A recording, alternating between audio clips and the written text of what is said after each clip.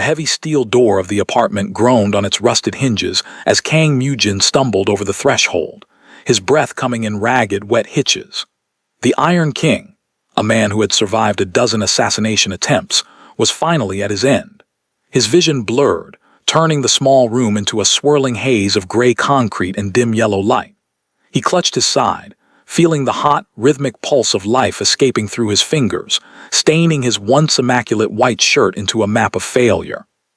He expected the cold floor to be his final resting place, but instead, he felt the soft pressure of a small hand against his arm. Mujin looked up, his predatory instincts flared for a moment before dying into sheer bewilderment.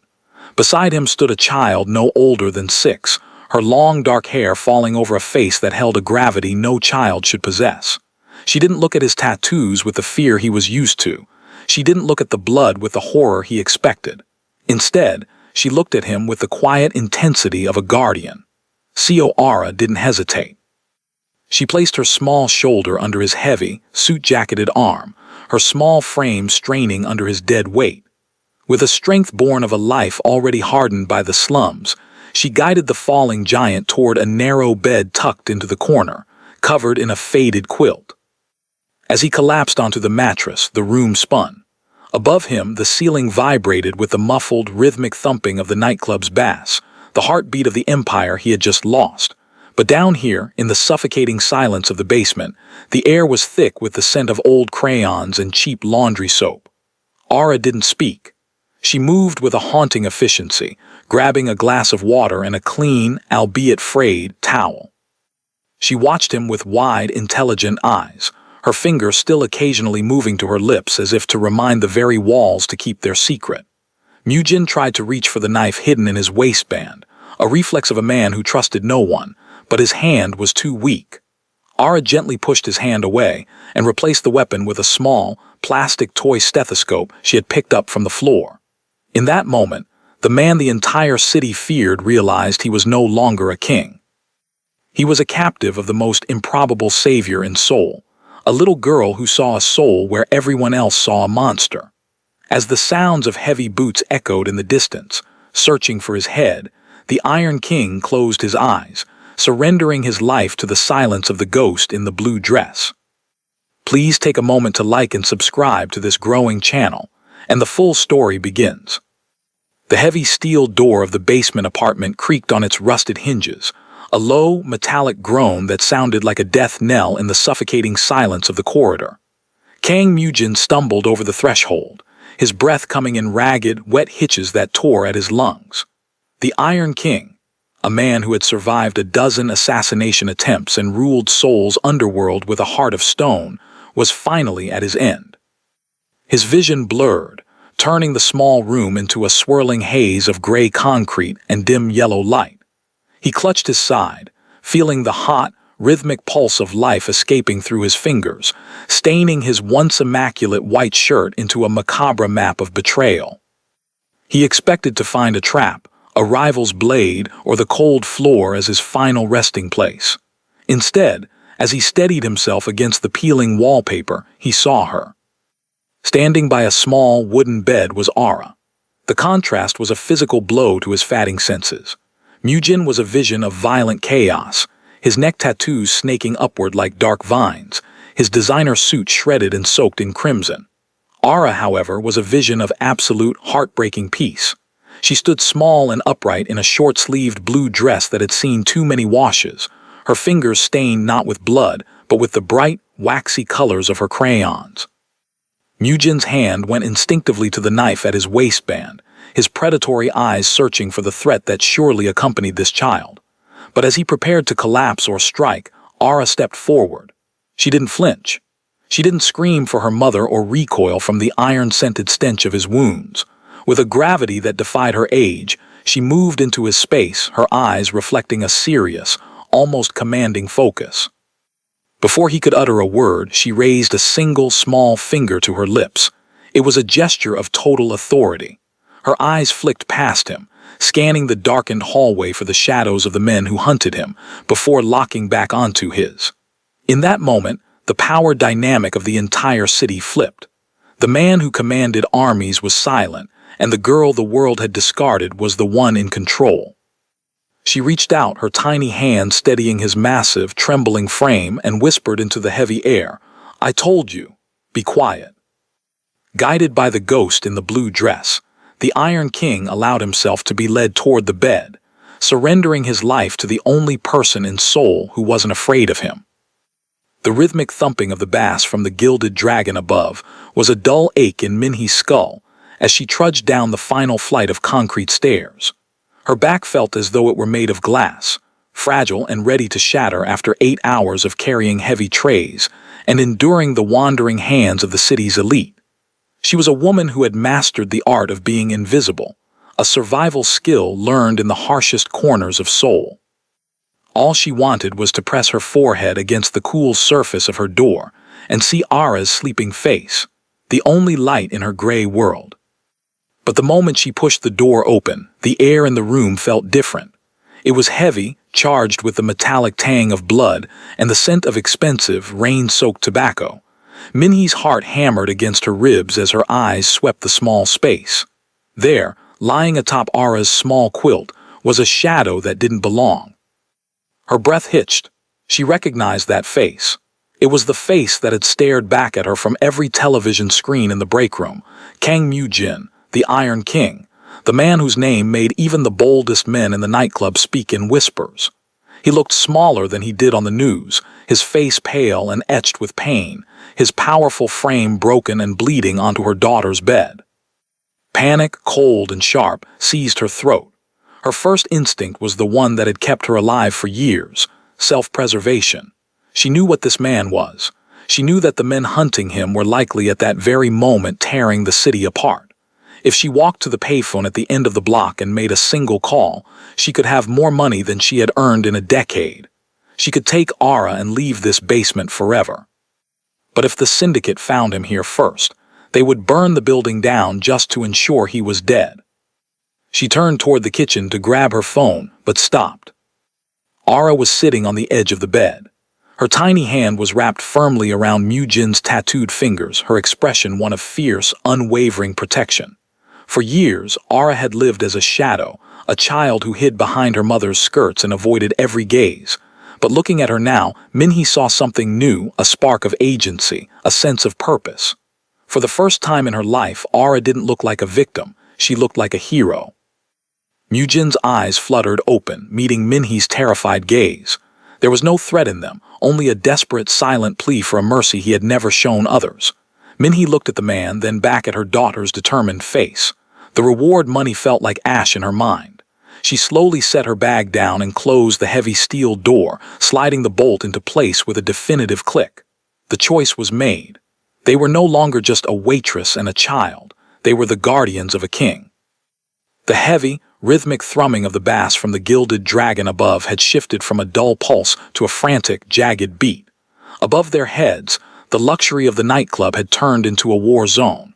The ceiling groans under the weight of heavy, frantic boots, dozens of men moving with lethal intent, scouring every inch of the building for their fallen king. Down in the basement, the air felt thin and cold. Minhee stood paralyzed in the center of the room, her eyes darting toward the edge of the bed, where the Iron King was now a shadow tucked beneath the frame, his ragged breathing the only sound in the suffocating silence. Then the sound they feared most arrived, a thunderous metallic crash against their door. It wasn't a knock, it was a demand. Minhee's breath hitched, her legs turning to water as she stared at the vibrating steel slab. She knew who was on the other side. The syndicate's lead enforcers, men who viewed people like her as less than the dirt they scrubbed off the floors. But as Minhee began to sink into a spiral of terror, a small, calm figure moved past her. Ara, still wearing her worn blue dress, didn't hesitate. She picked up a piece of paper from her small desk, a crude, vibrant drawing of a multi-eyed scary monster, done in thick, waxy crayon, and reached for the handle. "Ara, no," Minhee whispered, her voice a ghost of a sound, but the girl didn't stop. She pulled the door open just a few inches, the chain rattling like a warning. A massive, scarred man in a tailored black suit stood there, his shadow swallowing the light from the hallway. He looked like a titan of death, a pistol visible in his shoulder holster. He shoved a heavy boot against the door, his eyes cold and scanning for any sign of the man who had escaped them. "Where is he?" the enforcer growled, his voice a low vibration that made the drawings on the wall shake. Ara didn't flinch. She held her drawing up to the crack in the door, blocking his view with her art. "SHH," she whispered, her voice clear and unnervingly steady. "My mommy is sleeping. She's very, very sick. The monster in my drawing said you have to go away or you'll catch the bad air too." The enforcer paused, his gaze dropping from the room's interior to the small child and her scary monster. He looked at the peeling walls, the smell of damp concrete, and the sheer pathetic poverty of the basement. To a man who dealt in billions, this room was a tomb of the living dead, a place too insignificant for a king to hide. With a grunt of pure disgust and a final, dismissive glance at the sick woman huddled in the shadows, he pulled his boot back. "Cleaners," he muttered under his breath, turning away to join the stomp of boots echoing further down the hall. As the door clicked shut and the bolt slid home, the silence returned, heavier than before. From beneath the bed, Kang Mujin watched the small feet of the girl who had just stared down a killer with nothing but a crayon drawing. A surge of something he hadn't felt in decades, pure, unadulterated respect, washed over him. He had commanded armies of men, but none possessed the nerves of steel currently residing in the small girl in the blue dress. The fever that had been clawing at Kang Mujin's mind finally began to recede, leaving behind a cold, hollow clarity. When he opened his eyes, the room didn't spin as violently as before. The Iron King, a man used to waking up in silk sheets surrounded by high-tech security, found himself staring at a ceiling yellowed by decades of cigarette smoke and dampness. He lay still, his body feeling like lead, listening to the domestic symphony of the invisible. From the edge of the bed, he watched through half-closed lids as Minhee moved toward the small, chipped kitchenette. The only sound was the clicking of a cheap electric kettle and the tearing of a plastic wrapper. He watched as she prepared a single bowl of instant ramen, the steam rising in the dim light like a ghost. There was only one bowl. Minhee set it down on the small table where Ara sat waiting, her crayons pushed to the side. "Aren't you eating, Mommy?" Ara's voice was small, filled with a concern that shouldn't belong to a 6-year-old. "I ate at the club, honey," Minhee lied, her voice smooth but her hands trembling slightly as she tucked a loose strand of hair behind her daughter's ear. "I'm so full I couldn't take another bite." Mujin felt a sharp, unfamiliar pang in his chest that had nothing to do with his wound. He knew what a hunger lie sounded like. He had seen men kill for a suitcase of cash, yet here was a woman who had nothing, giving away her only meal with a smile. He looked down at his own hands, scarred, tattooed, and powerful. These were hands that had signed death warrants and moved billions of one with a flick of a pen. But in this room, those billions were worthless. He couldn't buy his way out of the shame. He felt watching a child eat while her mother stared at the wall, hiding the sound of her own stomach growling. Beside his head, he felt a soft, fuzzy pressure. He turned his gaze to see a worn, one-eared stuffed rabbit resting against his cheek. Ara had placed it there while he slept, her favorite companion offered up to a monster as a pillow. Mujin realized then that his entire empire, his skyscrapers, his fleets of black cars, his throne of fear, was a house of cards.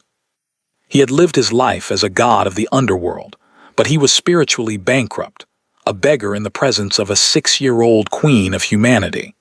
In the silence of that basement, the Iron King finally understood that the people he had walked over his entire life were the only ones who knew how to truly live. The morning sun struggled to penetrate the grime of the single basement window, casting a pale, dusty light across the room. Kang Mujin sat propped against the wall, his body a map of scars and fresh, angry wounds, yet he remained perfectly still as his primary caregiver approached. Ara moved with the solemnity of a high-ranking surgeon, her plastic toy stethoscope draped around her neck, and a handful of bright, neon-colored bandages clutched in her small fist.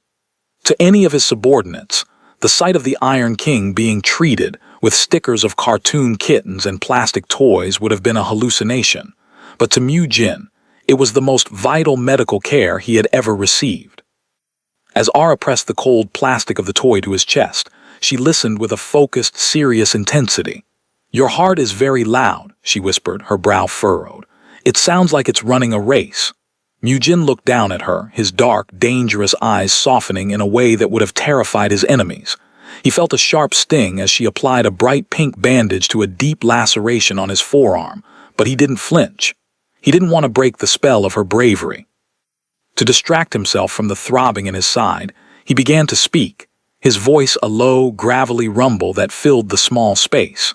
He told her about the Sea of Busan, the way the water turned to liquid gold at sunset, and how the salt air felt like a cold breath against your skin. He spoke of the vastness of the ocean, a place where the horizon never ended and no one was ever trapped in a basement. Ara listened, her hands momentarily stilling. "When I grow up," she said, her voice small but filled with a sudden, fierce conviction, "I'm going to be a real doctor, a doctor who doesn't need to hide. I want to make sure no one ever has to bleed in the dark anymore." The words hit Mujin harder than any bullet ever had. For 20 years, his power had been built on making people bleed in the dark. He had commanded an empire of shadows, believing that fear was the only currency that mattered. But as he looked at this child, this tiny, invisible ghost who was using her only toys to mend a monster, he realized he had been wrong. The Iron King forgot his throne, his betrayers, and the blood-soaked crown he had left behind. In this cramped, peeling room, he wasn't a legend or a nightmare.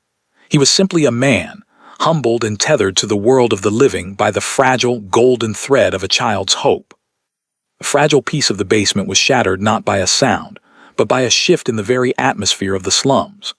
Outside the small, high window, the usual street noise of clattering carts and distant shouting died away, replaced by the low, predatory hum of heavy engines. Black SUVs, sleek and terrifying like obsidian sharks, began to circle the block, their tinted windows reflecting the gray Seoul sky. Above them, the gilded dragon had transformed from a palace of excess into a fortress of steel. The syndicate had found their lead. A single, grainy frame from a forgotten security camera, showing a ghost in a blood-stained white shirt vanishing into the service stairwell. The search was no longer a frantic scramble. It was a cold, systematic harvest. Down the narrow hallways of the tenement building, the neighbors began to whisper, their voices hushed by the sight of men in tailored suits carrying muffled submachine guns. Fear rippled through the concrete walls like an electric current. Inside the room, Minhee stood by the window, her knuckles white as she pulled the thin curtain back just a fraction. She watched as the men began to interrogate the street vendors, their movements efficient and heartless. The walls were closing in, and the sanctuary of the invisible was about to be torn wide open. "We have to go," Minhee whispered, her voice cracking with a primal terror she hadn't felt since her first night in the city. She lunged for a tattered duffel bag, shoving in Ara's spare shoes and a handful of dry crackers with shaking hands. "Ara, get your coat. Now," she turned toward the bed, her eyes searching for a way to move the man who had brought this storm to their door. But as Kang Mujin tried to sit up, his face went ashen, a fresh bloom of crimson spreading across his bandages. He was a titan carved from iron, but even iron had a breaking point. He fell back against the pillow, his breath coming in shallow, jagged rasps. He was too weak to walk, let alone run from a city-wide dragnet.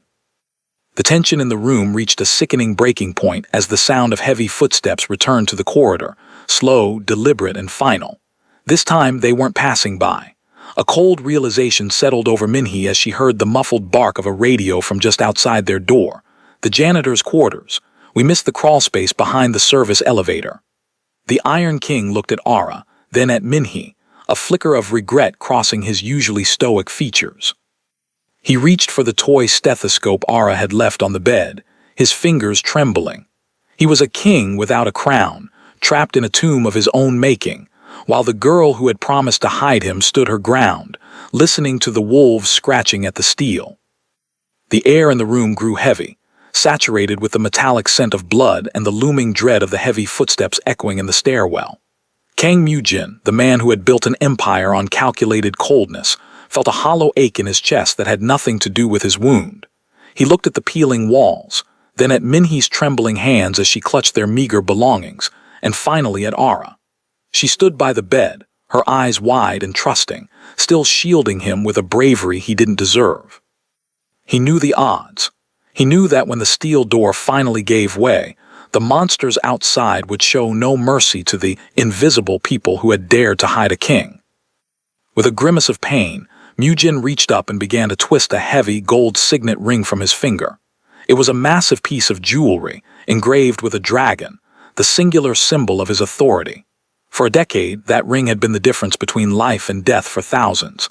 It was a key that opened every door in Seoul and a shield that turned away every blade. His hands shaking with exhaustion, he took Ara's small, warm palm and pressed the cold metal into it. "Listen to me, little one," he rasped, his voice barely a whisper against the thumping of the boots above. "If they come through that door, you and your mother must run to the service elevator. Don't look back. Go to the docks and find a man named Old Man Park. Show him this. He will take you far away. He will keep you safe." It was his final decree, his life insurance for the only person who had ever looked at his soul instead of his tattoos. Ara looked down at the gold in her hand, the heavy ring looking absurdly large against her tiny fingers. Then, with a slow, deliberate movement, she pushed it back toward him. She didn't look at the gold. She looked into his dark, weary eyes. "I don't want gold," she said, her voice steady and clear, cutting through the terror of the moment. "You told me about the liquid gold on the water in Busan. I want you to take me to see the sea." The rejection hit Mujin harder than any betrayal he had ever suffered. In a world where everyone killed for a piece of his power, this child was demanding his presence over his wealth. She wasn't asking for his crown, she was asking for his life. As the first heavy blow struck the outside of their door, vibrating the very floorboards beneath them, a new kind of strength surged through Mujin's veins.